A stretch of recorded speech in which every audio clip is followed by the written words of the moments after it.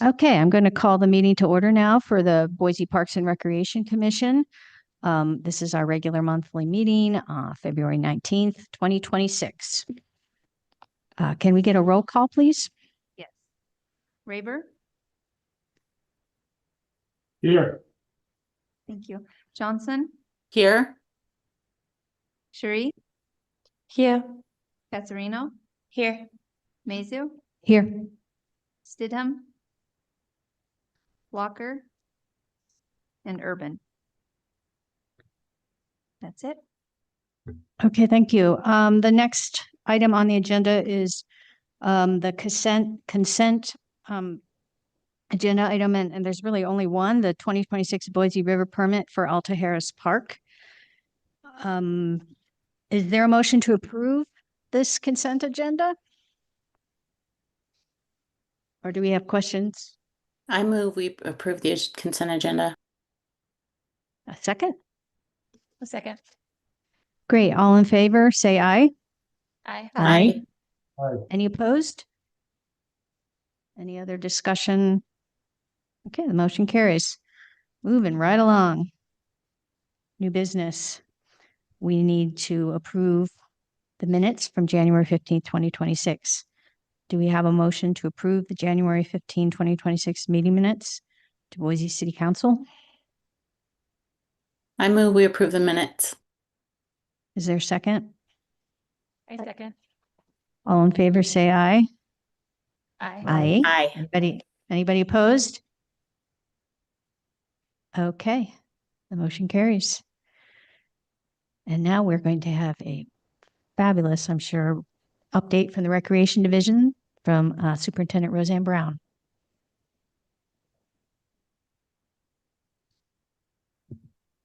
It's on now. Okay. Hello. My name is Roseanne Brown, Recreation Superintendent with the Parks and Recreation Department. I was here last month, I think, and I think I'm going to be here next month with the pickleball survey. So you're going to see a lot of me. Today, however, I'm going to be talking about our Recreation Division. So, Madam President and Commissioners, we are pleased to put this together for you, and we're going to be enveloping the youth roadmap that has been done recently, and we have a lot of good things to share. So, here we go. All right, our division. We have grown. We're up to 43 full-time members, and we have such a robust programming model. I've talked about this in the past where we offer so many programs for so many ages, abilities, from little ones all the way to older adults. So what's exciting to talk about is that we are at 1,200 classes, and we are every year moving forward with either more participation or more classes. So that's just a snapshot of our division as far as how we're operating. And Roseanne, I'd like to start. Yes. Sorry to interrupt you. Yes, Director Arkell. Madam Chair, can you share with the group how, at our peak operating season, you have 43 full-time employees, but how much seasonal hiring we're doing in order to execute the program? Madam Commissioners, we about 600 seasonal team members. So that's lifeguards, play camp staff, and everything in between. So yeah, it's a very large group.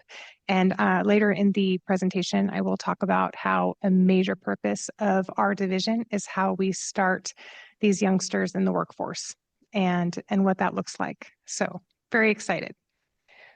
So our facilities, we have Idaho Ice World, who is booming. In years past, we've relied on the general fund to make that facility operate.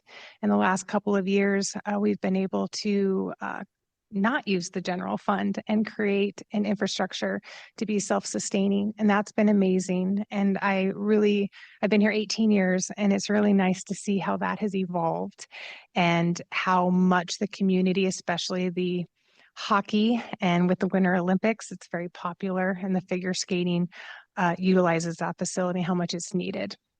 Quail Hollow and Warm Springs golf courses and the Warm Springs Grill and Golf. That restaurant has been more successful than we could possibly imagine. I think that when we started that effort, we anticipated it to be fun and it was going to have opportunities for people walking on the green belt and all those sorts of things, but it is a full-fledged restaurant, even when it's cold. And even though this is our second day of being closed the entire year for golf because of the warm weather, that restaurant's booming. And so, great problem to have, but we have to make adjustments to make sure that we can accommodate the need to the public. But that has gone very, very well. Our Dick Erdley Senior Center, you'll notice in some other slides, that program has also been booming. We've really morphed into a different type of programming model there. It's not only for older adults to come have lunch and maybe play cards, that it has become so much bigger. Timberline High School hosts every year a prom for the older adults. It's super cute and it's next week and it is so much fun. We have all these type of theme nights. We take them out. We actually brought in a program. We helped save a program where folks who need extra needs come to our facility and have a different type of programming, which we never had before. And that is quite popular. And so truly, you think of a senior center and you think of, things changing over just because of age. It's just growing like crazy. So we're really excited about that center and that programming. Fort Boise Community Center still is our hub it's our only basketball court that we own. And we have teen programming, we have the art center, we have performing arts, and we have a weight facility for fitness, not only for adults, but also the older adult community. 8 school-based community centers. As you know, we started this in 2008 with 2. Now we're at 8 and growing, utilizing the West Ada School District. So that program continues to be a high need.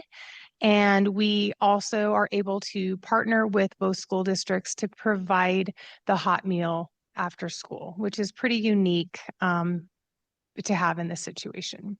And then our 4 pools with Whitney coming. Unfortunately, Whitney won't be open to the public this summer, but we're going to get it finished and it's going to be raring to go in 2027. And then we can put our sights onto Lowell. So we just have a lot of stuff going on with our facilities and super excited that we're opening a new pool. 1998 was the last time we built a pool. So this is pretty cool. All right, Boise Youth Roadmap. For those of you who don't know what that is, and I am able to give you a copy of the roadmap if need be, but Councilmember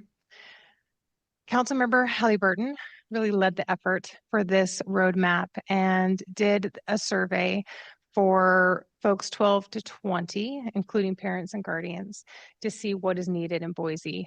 And the roadmap identified a couple of things that we need to do.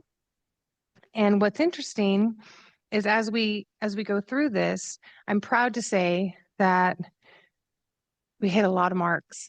We hit a lot of marks, and there's so many things that we can not only improve on and add to, but man, we're doing a great job. We're really, really doing what needs to be done. And I'm so thankful for this roadmap because it identifies things for us to be even better.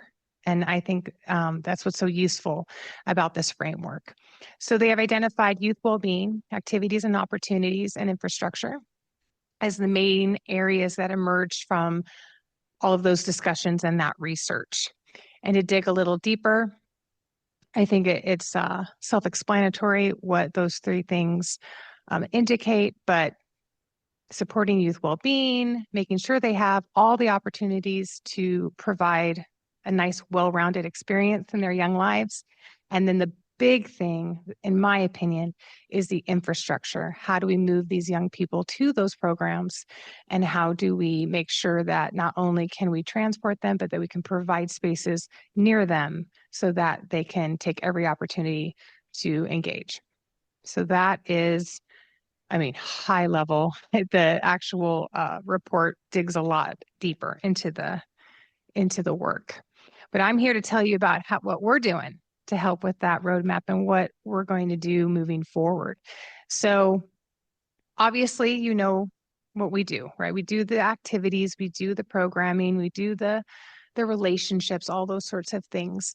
But when looking at the roadmap, we were trying to identify how we could be even better. And our team got together and there were two things that really stuck out. And that was transportation. Isn't that the first thing on almost every single evaluation as a barrier is transportation? But the second was mental health and making sure that we're really fortunate in a lot of our programs.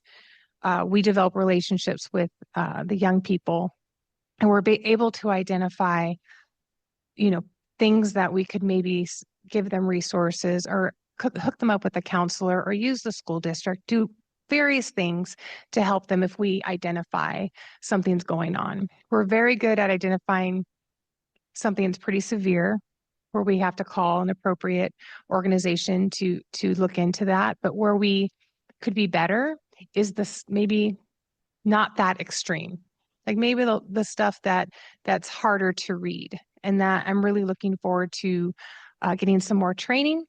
Director Arkell has allowed me to participate in some training with BSU and some other resources so that I can train the trainer for our people and be better at that. And I think it's really, really important. We've always used the school districts to help us come train, like counselors will come and talk to us on how we identify behavior and that sort of thing. But it was really to address current behavior and how to deal with it, not that deeper level. So that is something that we're looking forward to being better at. And for the kiddos that we don't see long term, like maybe it's a week-long teen camp that is in the summer, we'd like to see maybe some or get trained on some ways that we can identify mental health needs and make sure they're joined up with the right resources. So 2 to 17, we have Kid City and Teen City, excuse me. We see about 600 to 700 kids a day, feed them as well. Our summer camps, we added one. So now we're at 10 parks. That's the all-day camp, 10 weeks out of the summer. And that includes 2 days of excursions. That includes bringing in programming, whether it's art, we bring in the library, and we do lots of different things that involve outdoor play.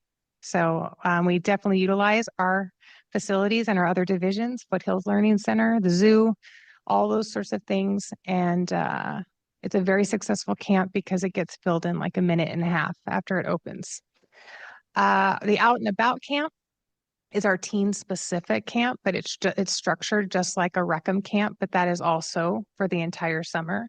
And that has been on a wait list situation for 3 years now. So what's cool is that there's a need and there's a want, and we're cool enough the teens want to be there. Like that's a big deal to be cool enough, because a lot of times what we think is cool is not cool for teenagers.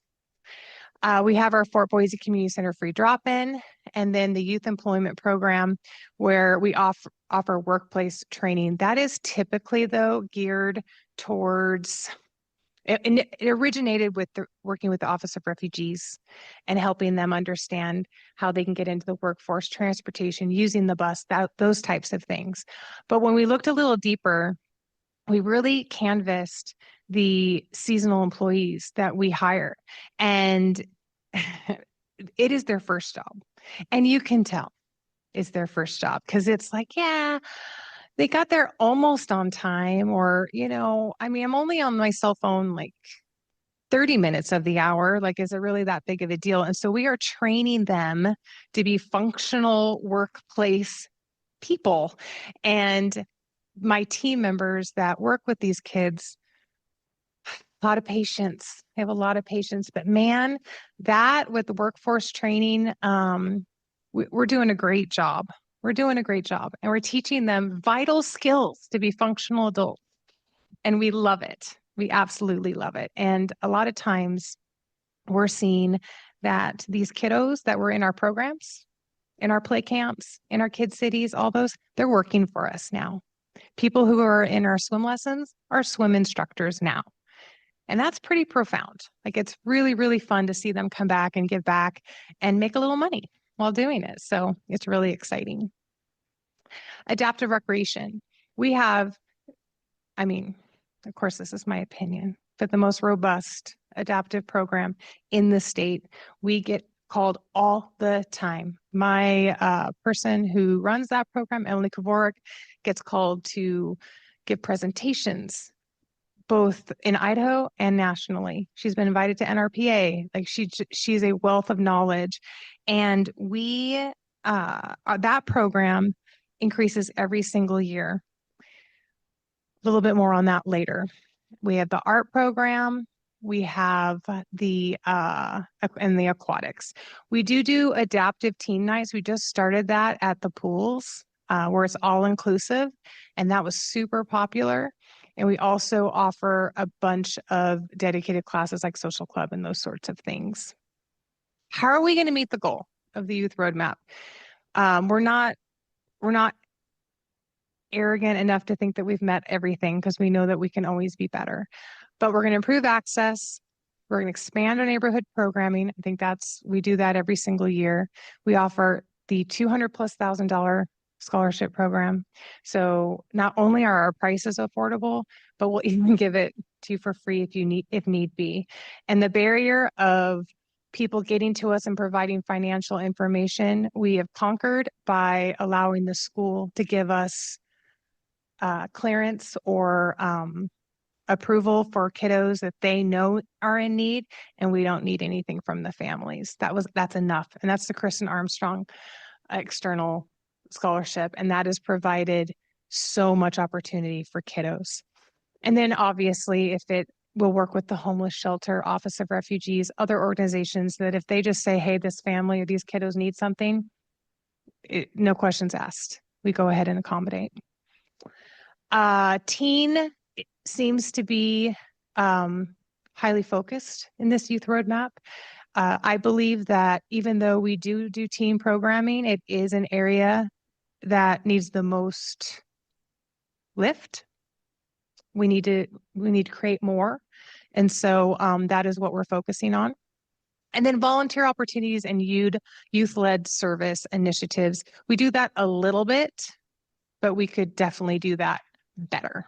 So those are things that we've identified. How we get there. I must have skipped one.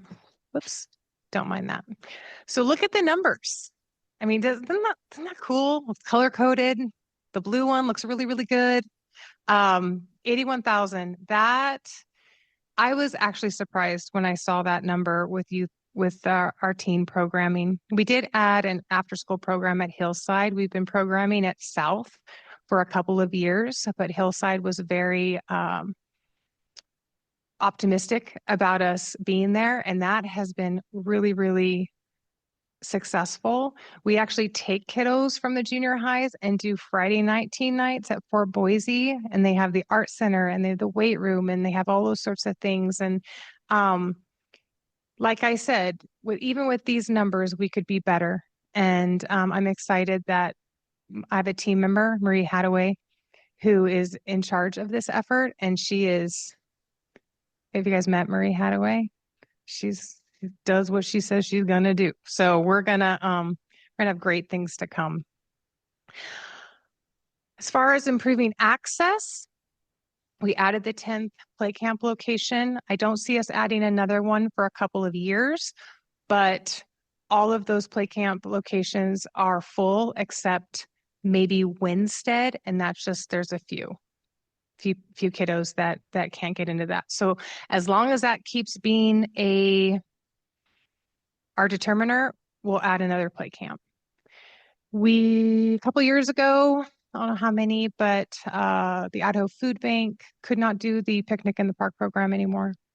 And so the Boise School District and us, we decided that we were going to continue that. So we go ahead and staff that program. The school district provides the food. We staff the program and we locate it at our play camp sites. So for the ones who are higher in need. So those kiddos have a free lunch and have the opportunity to have that. every day. And then we also provide a youth sports program amongst our Kid City community centers where we take the fall or the spring. We do soccer, we do flag football, we teach them being on a team, sportsmanship, and then we bus them and we play each other. Very non-competitive, but as you know, club sports are a thing, and it provides a huge barrier of those who cannot afford that. So we're trying to make sure they have the opportunity because it's a wonderful opportunity. And it's so cute because we have cheerleaders who are not that good, but they're so cute. And we have halftime shows and they're quite fun. So that is some examples. Now back to the adaptive recreation, 640 individuals. Now, a lot of times we report based on visits. So it's a really big number, right? These are people. So 650 people have participated in the adventure program in 2025. That is very, very profound to me. 400 programs, $24,000 in scholarships. Again, a few years ago, we took the scholarship program and cut out some for adaptive and for older adults because a lot of times adaptive participants are over 18 and it didn't really fit that niche. So we made sure we cut out some opportunities for that group and then our seniors. I'm just going to say the word seniors. So community events. We had a bike to school day. We do that every year with the Boise Bicycle Project. We held our 18th annual Kids Holiday Shopping Spree, where we brought about 135 kids. We're given $40 gift cards with volunteers, and they shopped. I told you I've been here 18 years, so I've been to every single one of them.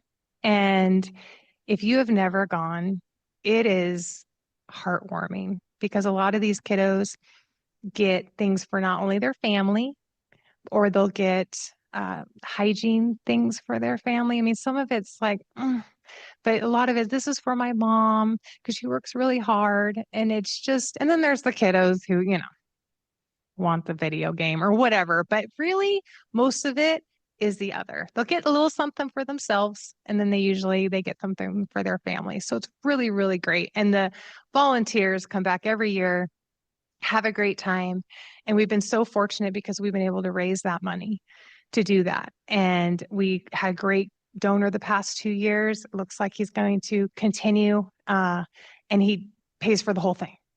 And 40 times 135, not a math major, but that's pretty good. So Morley, Nelson, and Whitney, we do free Thanksgiving dinners, another program I would love for you guys to come out to. It is wonderful. Whitney started it, but it is they are served. These families come in, sit down, they have a menu, they are served, they are treated with respect, and they get to enjoy this beautiful meal with their family. And we have a church and we have some other organized groups who put it on for us, and it's beautiful. So very, very proud of that program. And then we have our annual block party at Whitney, which the neighbors come out. And I know that Commissioner Johnson has been there a couple of times because she lives in that area, and it's pretty fun. I've only scratched the surface on the recreation division, but Director Arkell said I could only have 20 minutes. And so I tried to be as specific as possible, but I'm happy to answer any questions that stem from anything you heard or didn't hear and want to know more about. Thank you, Superintendent Brown. I mean, my head is full and exploding with everything you guys are doing. It's really amazing. And I'm not sure if I have a question. I mean, kudos to you. Would love to see a copy of the plan, the roadmap. If I could get a copy of that. If there's a way, I don't always catch things since I don't have kids in the schools as far as events going on. I'd love to hear more about when they're happening, that sort of thing. And it sounds like you're okay with the number of play camps, but you said maybe in a couple of years get more. It seems like there's a couple areas you could expand, and I was just curious. I mean, I guess it takes money, grants. I'm not sure how all the funding happens. So, Madam President, great question. First of all, we make sure we're completely full because we don't want to add if we're not meeting the need. But because they're so strategically located, we try to identify the areas that have the transportation barrier. So we have 2 camps that are more on the north end, tend to be a little bit more affluent. So transportation isn't an issue, but like Winstead and Cascia and Catalpa and those parks were identified because of that. So if we identify a place where there's kind of a desert where it needs the programming, that would be our next park. thank you. That makes sense. Madam Chair, I just wanted to talk a little bit about the youth roadmap for a minute, because I think that this is kind of a pivotal point in our evolution as a city and a department to really focus on a key population in a moment of need. And having been, I've been sitting in this role now for 4 months, and I want to thank Roseanne for all the support and patience as she gets me up to speed on the variety of programming and the variety of populations that we serve. Really, this is our business. I mean, the youth roadmap addresses the work that we do and gets a kind of community buy-in around the importance of it in a way that I don't know that we've done before. And my hope, and I think our team's hope and the city's hope, is that it will spur novel partnerships in a way that highlights youth well-being and belonging, especially in an age group that is asking for it and needs it. I was just wanting to share that VRT, our local public transit provider, is offering free bus passes to kids with a school identity card, May to August. And I think, it's that kind of creative partnership. The city can't be all things to all people. And obviously we have to focus on, the folks who need our services the most. But we have limitations associated with our facilities. We clearly have limitations associated with how many people we can accommodate, how much programming we can offer. And we have to be really thoughtful about how we expand that in a way that's sustainable. So these key partnerships, like with VRT or the Downtown Business Association, or others out in the community, local businesses, to help us kind of build this culture of fostering teen well-being and belonging. I'm really excited to see where it goes. I've been talking about it a lot, thinking about it, and I'm so grateful that we're going to be playing a pivotal role in that moving forward. Well, thank you so much. I'm really excited to hear about more partnerships as they grow and flourish. It looks like Commissioner Johnson has her hand up. Yes, thank you, President Mazu. Director Urkel, thank you. So Superintendent Brown, thank you so much I love getting an update from Recreation because there is just so much going on in your department. And it's so many cool things, just doing so much to build community. And talking about this roadmap today, and I appreciate Director Urkel kind of giving a little more on that as well. What I noticed on, and maybe because I'm a mother of people this age, was that the focus from the roadmap goes all the way up to age 20. And I didn't hear, if we are kind of focusing at all on that 18 to 20 age group. Even in the mention of bus passes, that was kids who, have a school ID. Is that including, there's kids 18 to 20 who are not quite grown-ups. I know technically they are, but Roseanne and I know different. And they're not all the way grown-ups. And so sometimes it would be, I liked the idea that we're focusing on kids all the way up to that age. And I was just wondering if that's like a specific population we're kind of coming up with new ideas for. Madam President, Commissioners, Commissioner Johnson, we're friends, if you can't tell. And we have boys. So the answer to that is, I think, not in a programming standpoint, but in a workforce development standpoint, we are absolutely focusing on that age group, whether they're in school or not. We are trying to employ those kiddos. As far as the bus pass, that is not something that's in place right now, but we do not offer programs in the traditional sense if you're talking about youth in that age group, because technically they're adults, even though we both know the frontal lobe is not developed. But I understand what you're saying, for sure. So I have a question about the local community center that you mentioned. You mentioned one at Hillside, for example. How do we have access to the different activities that are held at this specific location? President, Commissioner, could you give me like, what do you mean? Like activities at the school or I mean, activities because that when you we're doing?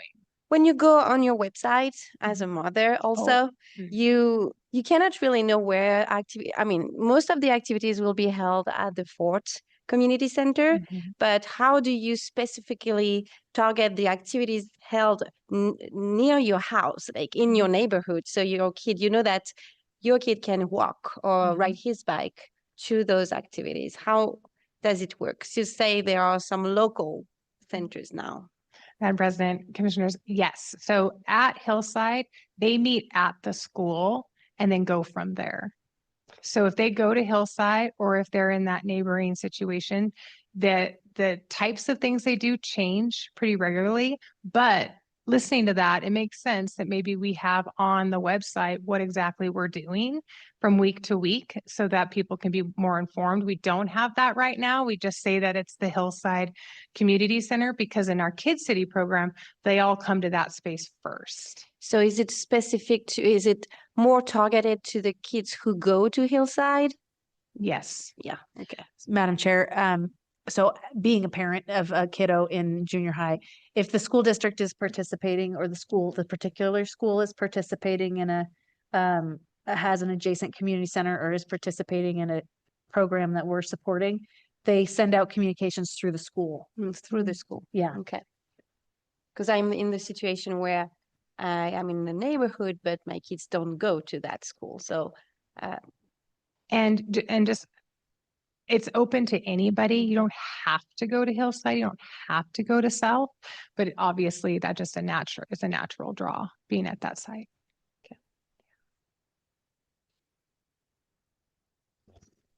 Madam President, I saw you almost look away.